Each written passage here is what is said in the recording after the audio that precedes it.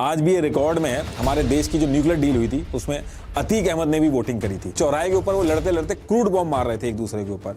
दूसरी तरफ इंडिया की जो न्यूक्लियर डील थी उसके ऊपर फैसले भी ले रहे थे। अतीक अहमद माननीय विधायक से सीधे माननीय सांसद बन जाते हैं। तो उस पर्टिकुलर टाइम पे अतीक ने उस पुलिस वाले का नाम एक सील्ड एनवलप में लिख के अपने लॉयर को दे दिया था। यही डिफरेंस होता है क्रिमिनल और बाहुबली में। बाहुबली में इतना बल होता है कि उसके केस जो होते हैं वो कोर्ट में प्रूव नहीं हो पाते हैं, इसीलिए उसको क्रिमिनल नहीं बाहुबली बोला जाता है। आप किसी को भी बंदूक एक बार दे सकते हो, लेकिन एक बार बंदूक देने के बाद आपका कंट्रोल उससे हट जाता है, चाहे वो कोई हो। उसके विटनेस थे या नहीं थे, यही रीजन बनता है अतीक अहमद की सारी दिक्कतों का। और ये लोग उस टेम्पो का भी पीछा करके हॉस्पिटल तक पहुंचते हैं और वहां पे फिर से गोली और बम फेंकते हैं।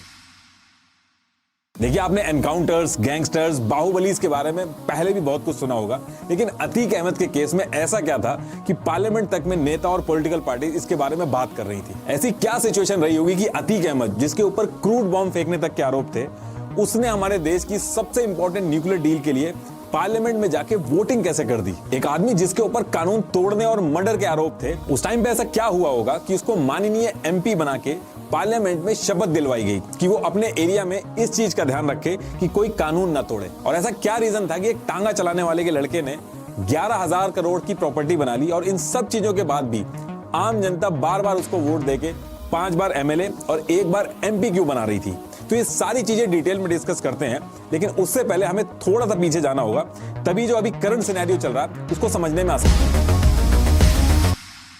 देखिए, प्रयागराज, जिसको उस टाइम पे इलाहाबाद कहते थे, वहां पे एक गांव था कसारी मसारी। इसी गांव में एक गरीब टांगे वाला रहता था जिसका नाम था हाजी फिरोज अहमद। और 10 अगस्त